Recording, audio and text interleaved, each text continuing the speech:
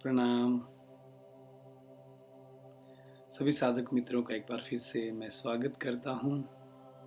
मित्रों, आज शिव के ऊपर एक और चीज़ बताना चाहूँगा जो कहानियों के तौर पर हमें बताई गई है, लेकिन यदि आप डीपली चीज़ों को समझेंगे तब आपको एक चीज़ तो समझ के ज़रूर आएगी। जब आप ध्यान करेंगे ना तो आपको बहुत सारी चीज़ें समझ में ज़रूर आएँगी कि दरअसल हमें जितनी भी चीज़ें हैं भारतीय, जितने भी शास्त्र हैं, जितने भी पुराण हैं, उनमें जो भी बताया गया है वो उदाहरण के तौर पे बताया गया है। उनमें जो भी ऐसा नहीं है कि उसको सत्य के तौर पे हम जैसे कहानी वो बताई गई है, उसको उस कहानी की तरह से मान लें। यदि आप चीज़ों को डीपली जानने का प्रयास करेंगे, खुद ध्यान करेंगे, खुद अंदर जाएँगे अपने, तो चीज़ें समझने में आसानी हो सकती है।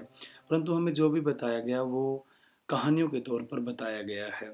जैसे एक कहानी बड़ी मशहूर है कि शिव ने ज़हर पी लिया था और ज़हर पीने के बाद में वो जो ज़हर है उनके गले में अटक गया था और फिर गले में अटकने के बाद में वो नीलकंठ में जाकर बस गए। इसलिए नीलकंठ का जो पहाड़ है उसका जगह का नाम ही नीलकंठ रख दिया, क्योंकि वो जो उनका गला है, कंठ है, वो ज़हर की वजह से नीला हो गया था। और उसके बाद में उन्होंने वहाँ पर 64,000 साल तपस्या करी। अब 64,000 साल एक कहने में बड़ा आसान है, लेकिन यदि उसको एक वर्षों में देखा जाए, 64,000 साल तपस्या करना एक जगह पर एक बहुत बड़ा समय है। और जो कहानी कहती है उसके बाद में शिव जो है वहाँ पर तपस्या करते रहे 64,000 साल तक, और उनको उसके बाद में पता नहीं रहा, उसके बाद में ये पता ही नहीं है कि शिव उसके बाद में कहाँ गए। तो अब बड़ी कहानी को हम डीपली समझने का प्रयास करते हैं। तो कहानी कहती है कि अ, देवताओं में और असुरों में युद्ध छिड़ा हुआ था, समुद्र मंथन चल रहा था, और समुद्र मंथन से ही वो विष का प्याला निकला था। तो अब हम थोड़ा सा डीप में चलते हैं कहानी के कि समुद्र मंथन दरअसल है क्या, और ये देवता और ये जितने भी दैत्य हैं वो क्या है। ये हमें बहुत डीपली अगर हम ध्यान की स्थिति में होंगे तब हमें समझ में आएगा। यदि आप वाक़ई ध्यान करते हैं तब समझ में आएगा। नहीं तो आप इसको कहानी के तौर पर ले सकते हैं कि देवता हैं या फिर दैत्य हैं, इस तरह से। देवता क्या है? हमारा शरीर है, हमारा जो ये मन है, इसमें बहुत सारी अच्छाइयाँ हैं। हम बहुत तरह से लोगों का भला करना चाहते हैं, कुछ देना चाहते हैं लोगों को, कुछ करना चाहते हैं लोगों के लिए। तो हमारे बहुत सारी फीलिंग्स हैं, बहुत सारे इमोशंस हैं जो काम करते हैं हमारे ज़िंदगी में हमारे लिए। तो हम उन इमोशंस का प्रयोग करते हैं लोगों के लिए, भला करने के लिए, अच्छाई के लिए। तो वो फीलिंग्स क्या है? वो देवताओं वाली फीलिंग्स हैं। लेकिन उसके बाद में कुछ हमारे अंदर ऐसे विकार भी हैं जो राक्षसी हैं, जो तामसी हैं, जो बुरा करना चाहते हैं, लालच है, घृणा है, डर है, नफ़रत है। तो वो सारी फीलिंग्स राक्षसों वाली हैं, वो सारी फीलिंग दैत्यों वाली है। तो हमारा जो शरीर है उसमें दोनों ही तरह की फीलिंग्स हैं। उसमें देवताओं वाली भी फीलिंग है, उसमें दैत्यों वाली भी फीलिंग है। हमारा जो स्ट्रक्चर है वो इसी तरह से है। कोई भी यहाँ पे परफेक्शंस लेके नहीं आया। तो हम बने ही इसी तरह से। पूरे अस्तित्व का निर्माण ही पॉजिटिविटी और नेगेटिविटी, सकारात्मकता और नकारात्मकता से हुआ है। तो अगर हम इसको एक होल मान लें, होल यानी कि एक अंग्रेजी का शब्द मैं बोल रहा हूँ, पूर्णतः अगर इसको मान लें, तो हम जो पूरा निर्माण है वो पॉजिटिव और नेगेटिव का मिश्रण है। इस तरह से हम भी पॉजिटिव और नेगेटिव के मिश्रण है। इसी तरह से देवता और दैत्य एक बैलेंसिंग है पूरे समाज के लिए, पूरी तरह से इस अस्तित्व के लिए। तो समुद्र मंथन का दरअसल एक जो कहानी है उसका मेन उद्देश्य है क्या? समुद्र मंथन जो है वो कहाँ से हुआ? कौन सा समुद्र मंथन है?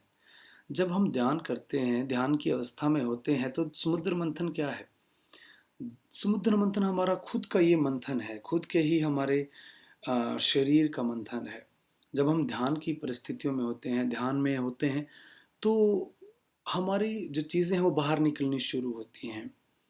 हमारी पॉजिटिविटी और हमारी नेगेटिविटी। तो दैत्य और देवताओं का एक युद्ध चलता है शरीर के अंदर, खुद के अंदर, मन के अंदर, कि ये अच्छा है, ये बुरा है, हम ये करना है, ये नहीं करना। तो ऊर्जा उठनी शुरू होती है नीचे, जिस तरह से समुद्र मंथन से ऊर्जा निकल रही थी, कभी वहाँ पे हीरे निकल रहे थे, कभी वहाँ पर कुछ निकल रहा था। तो जो असली लड़ाई थी वो अमृत कलश के लिए थी। वो अमृत कलश क्या है? तो हमारे अंदर ही अमृत कलश भी है, ज़हर भी है, अमृत कलश भी है। तो जब ये चीज़ें निकलती हैं, ध्यान करते हैं, नीचे से ऊर्जा मूलाधार चक्र से उठनी शुरू होती है, तो वो ऊर्जा उठती है, इतना बवंडर निकलता है शरीर से, कुछ चीज़ें अच्छी होती हैं, कुछ बुरी होती हैं, वो निकलती हुई चली जाती हैं। तो इस तरह से हमारे शरीर से विभिन्न तरह की चीज़ें निकलती हैं, इमोशंस भी निकलते हैं। तो जब ये चीज़ें निकलती हैं, तो वो ऑब्वियस सी बात है कि हमारे ऊपर इम्पैक्ट तो वो डालती ही डालती हैं। तो जिस अमृत कलश के लिए, जिस आत्मबोध के लिए ये जो मंथन चल रहा था, ये हमारे अंदर मंथन चलता है, वो सहस्त्रार चक्र है। वो एक एक स्थिति है खुद की, अमृत कलश की स्थिति है वो, जहाँ पर मौत का भय खत्म हो जाता है, मौत खत्म हो जाती है, मौत का डर बिल्कुल भी नहीं रहता। अब आप इसको कहानी के तौर पर यदि लेंगे तो वो आप कहानी के तौर पर समझेंगे, लेकिन यदि आप अपने व्यक्तिगत विकास के लिए करना चाहते हैं, तो इससे आप समझ जाएँगे, इससे बहुत सारी चीज़ें क्लियर हो जाएँगी कि हमारा जो अमृत कलश है वो हमारे पास में है। और लड़ाई जो थी दैत्यों की और देवताओं की, वो इसी बात की थी। हमारे अंदर जो लड़ाई चलती है वो इसी बात की है कि मुझे वो होना है जिसके लिए मैं पैदा हुआ हूँ। मुझे खुद को पाना है। तो जो असली लड़ाई है वो इसी बात की है कि मुझे खुद को पाना है। तो इसी तरह से जो है, जब हम ध्यान करते हैं, शिव ध्यान कर रहे थे, ये लड़ाई चलती है, कहानी के तौर पर बताई गई है ताकि लोग समझ सकें। लेकिन जैसे-जैसे समय गुज़रता है, कहानियों का प्रारूप बदलता जाता है, असली जो बात है वो छिप जाती है और जो कहानी है वो सत्य हो जाती है। तो अब मुझे थोड़ी-सी उम्मीद है कि आप लोग ये समझ रहे होंगे जो मैं वाक़ई यहाँ पे कहना चाहता हूँ। तो जब ये चीज़ें निकल रही थी शरीर से, उसी समय पे ज़हर भी निकला, विष का प्याला निकला। वो कहाँ से आया विष का प्याला? तो वो विष का प्याला भी निकला। विष का प्याला, हमारे अंदर विष का प्याला है। यदि हम तैयारी नहीं करते तो ऊर्जाएँ हैं, और ऊर्जाएँ फिर इम्पैक्ट करती हैं, शरीर को प्रभावित करती हैं। तो इसी तरह से जब वो ध्यान करते थे शिव, उदाहरण के तौर पर बताया गया है, जब ये संघर्ष चल रहा था देवताओं का और दैत्यों का, तो विष का प्याला निकला। तो इसी तरह से शिव जब ध्यान करते थे, वो एक द्वंद चल रहा है शरीर के अंदर, और विष का प्याला तैयारी नहीं थी, वो ऊर्जा निकली। और क्योंकि हमारा यहाँ पर चक्र है, ये जो गले पे है, ये हमारा पांचवा चक्र है। अब आप कहानी को बड़े बड़े डीपली जाके समझना, वो यहाँ पर चक्र है। तो तैयारी नहीं थी उस ऊर्जा को उठाने के ऊपर, और जब वो ऊर्जा उठाने की तैयारी नहीं थी, तो की तैयारी उठने की वजह से वो क्या, ऊर्जा यहाँ पे रुक गई। अब वो तो ऊर्जा है, उसको तो प्रभाव दिखाना है। अब जब वो ऊर्जा वहाँ पर रुकी, तो वहाँ पर वो रुक ही गई, और फिर उससे क्या हुआ, उस ऊर्जा के वहाँ रुकने से वो नीला पड़ गया पूरा गला। तो अब उसको कहानी में बदल दिया कि शिव ने जहर का प्याला पी लिया। वो जहर का प्याला वाकई में जहर है। वो ऊर्जा जो निकल नहीं पाई, उसको रोक लिया शिव ने अपने यहाँ पे गले में, वो गला नीला हो गया। तो अब कहानी के तौर पे यदि देखोगे, तो कहानी तो जो मेन कहानी कह रही है, वो शिव ने जहर प्याला पी लिया और बचा लिया संसार को। हम ही संसार हैं, अहम ब्रह्मास्मि, ब्रह्मांड है मेरे अंदर। तो वो पी लिया, वो खुद को बचा लिया, वो रुक गई ऊर्जा। वो शक्ति थी इतनी कि रोक पाए ऊर्जा को। तो वो प्याला वहां पे रोक लिया। उसके बाद कहानी कहती है कि शिव ने 64,000 साल तपस्या करी। उसके बाद में जब शिव को ये पता लग गया कि दरअसल जब तक मैं पूरी तरह से तैयार ही नहीं हूँ इस ऊर्जा को संग्रहण करने के लिए, तो ये मुझे इम्पैक्ट करेगी। तो फिर 64,000 साल की कहानी बनाई गई कि शिव ने इतनी लंबी तपस्या करी, 64,000 साल वो एक ही मुद्रा में बैठे रहे। तो अब ये भी कहानी है। 64,000 साल कोई समय नहीं है। दरअसल समय हम इंसानों ने डेवलप किया है अपनी सुविधा के लिए। दरअसल समय है ही नहीं, टाइमलेसनेस है इस पूरे ब्रह्मांड के अंदर। तो यदि आप इस चीज़ को समझेंगे कि टाइमलेसनेस की वजह से जब हम अपने खुद के भीतर जाते हैं, एक ऐसी स्थिति आती है जहाँ पर समय खत्म हो जाता है, वहाँ पर कुछ भी गणना नहीं है। समय की तो गणना हो ही नहीं सकती ना। कैसे होगी समय की गणना जब समय है ही नहीं? गणना तो हमने खुद की सुविधाओं के लिए की है। तो जब शिव उस ध्यान की मुद्रा में थे, एक ऐसी स्थिति में गए जहाँ से कि ये संभव ही नहीं था गणना करना समय की।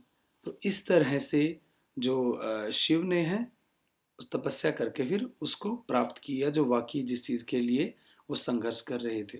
तो कहानी को यदि आप बड़े डीप में समझेंगे, समझ में आ जाएगी। आपको पता चल जाएगा कि ये वाक़ई कहानी के तौर पर बताई हुई बातें हैं। इस तरह की और भी बहुत सारी चीज़ों पर मैं प्रकाश डालूँगा, आपको चीज़ें समझ में आएँगी। तो कहानी के तौर पर मत लें, ये खुद से संबंधित चीज़ें हैं, खुद से संबंधित उदाहरण दिए गए हैं, कहानियों के तौर पर बताया गया है, ताकि तुम ध्यान की तैयारियों के साथ में ही ध्यान करो। तो ये छोटी-छोटी कहानियाँ हैं, बताई गई हैं, उनको कहानियों से रिलेट ना करके खुद से रिलेट करो, तो चीज़ें बहुत क्लियर हो जाएँगी। ध्यान करोगे और भी चीज़ें क्लियर होती चली जाएँगी। तो इस संबंध में किसी का कोई प्रश्न है, कोई सुझाव है वो आप ज़रूर भेजें। बहुत सारा प्रेम आप सभी के लिए। खुश रहें, औरों में खुशी बाँटते रहें। नमस्ते।